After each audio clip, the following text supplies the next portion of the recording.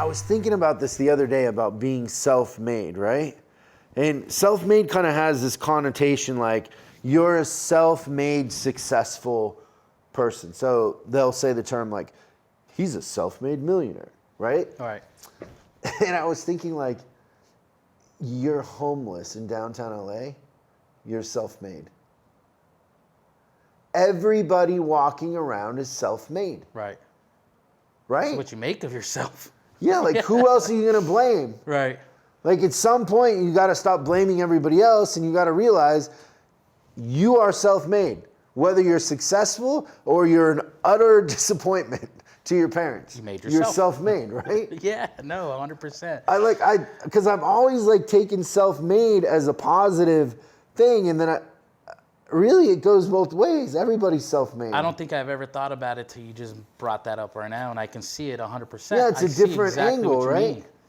So you're self-made. So I put together a little list of what I believe is important to be successful as a self-made person and kind of turn around the outcome if you feel like you aren't successful. So the first one is owning it. You have to own the result. You have to. You have to own the result. If you can't own where you're at and it's everybody else's fault, then this is going to be a waste of your time. You should probably tune into something else right now, because you control your destiny. You control how hard you work, what time you get up, what you eat, how much you work out, what you think, who you surround yourself with, what TV you watch, what book you read. It's all you. You control that. And so you can lean towards things that make you successful or lean away from those things. But either way, it's your choice. You make those choices every day. Most of us aren't victims. We control that. Yeah. The second one is, and this one's a hard one for a lot of people, is you have to love yourself. Like I think a lot of people at the end of the day don't really love themselves. And I see this a lot when people fail. So people that have fear of failure and will fail once and then never try anything again, the reason why is because they don't love themselves. Because if you think about it, like if your best friend made a mistake and you would forgive them, but you won't forgive yourself, then you don't love yourself as much as you love other people. Yeah. Right? And so like, why wouldn't you forgive yourself for a mistake? Why don't you look at it as a game? Why don't you accept that you're not perfect? Why don't you accept that you're going to make mistakes and you're going to do your best and you're going to acknowledge when you could have done better and you're going to acknowledge when you got lucky or things went right. But neither one, bad or good, are an indictment unless you don't love yourself. If you don't love yourself, then you get all tangled up and you don't forgive yourself and you react negatively. And also most of the time you overreact to accomplishments.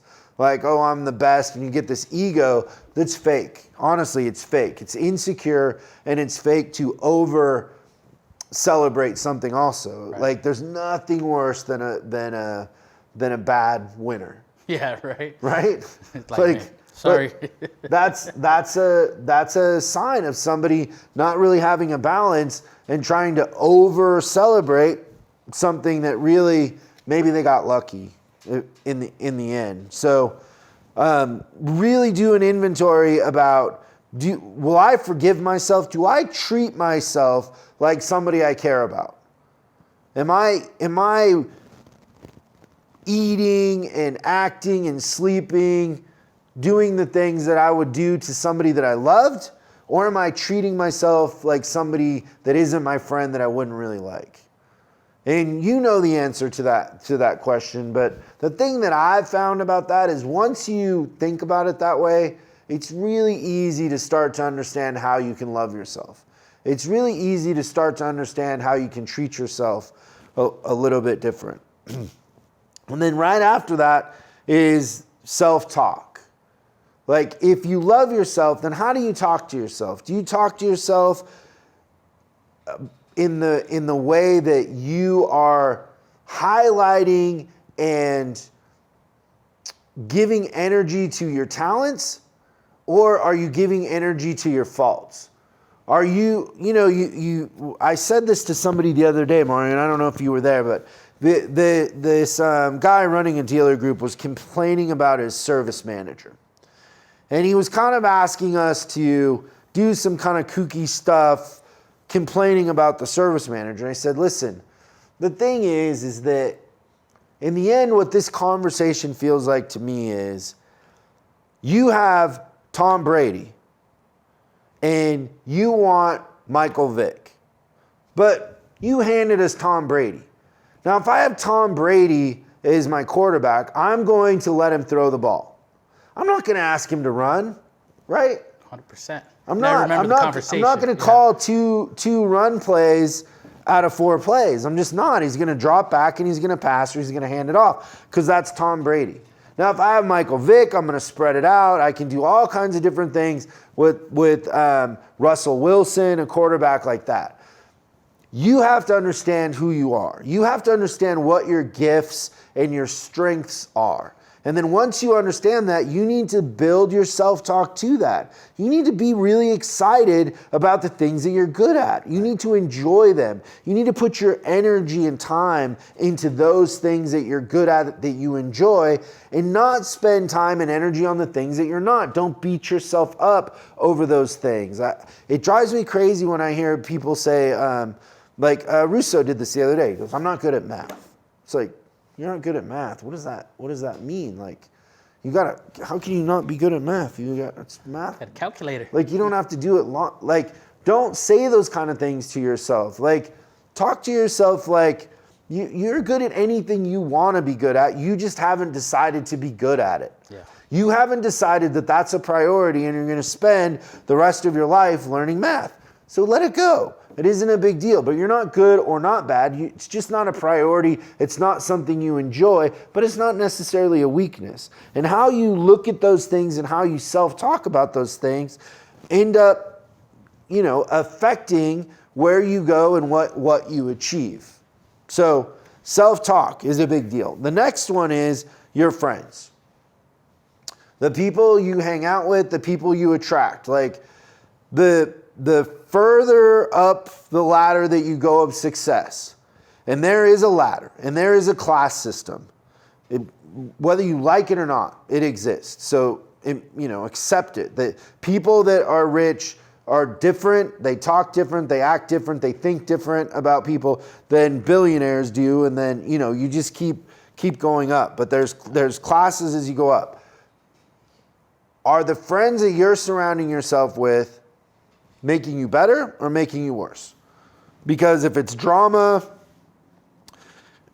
I don't know anybody who didn't have to get rid of their friends going up the ladder, because your friends in the end that you showed up with, once you start to make more money than them and once you're more successful than them, it's odd, but they're not happy for you. Right. They're jealous.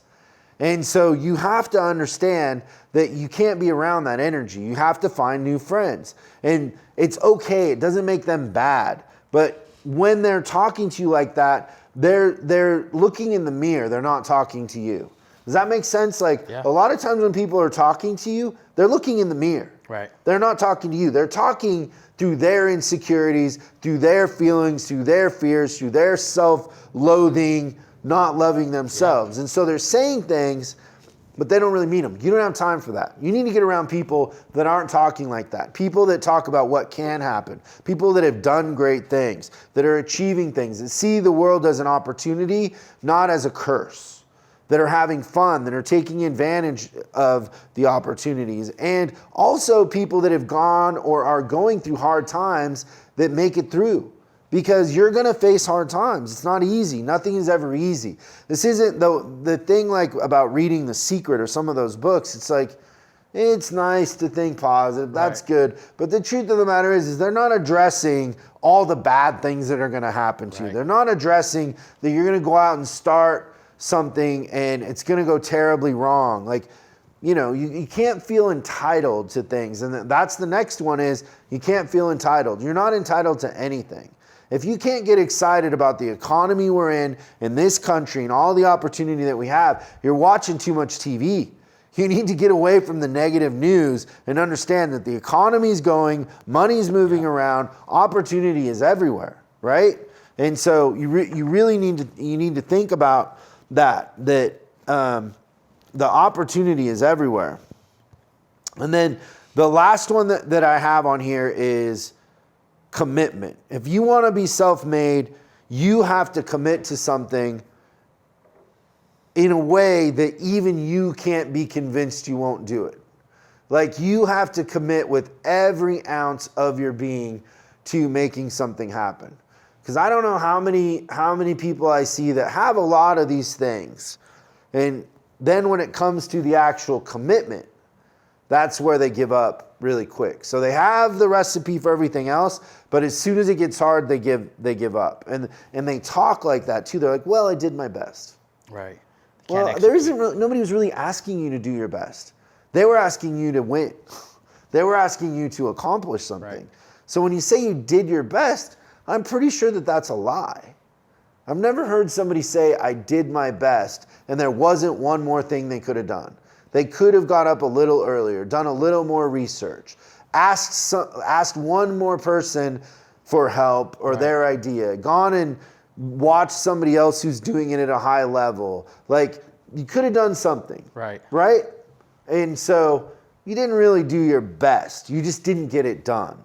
And that's the thing about commitment is, and it, I don't know, we see it all the time. Guys are like, oh, I did my best. You're like, what? They would have been better off. Stop watching the news and watch a bunch of Nike commercials, and they're like, one more, one more, and it changes your mindset, right?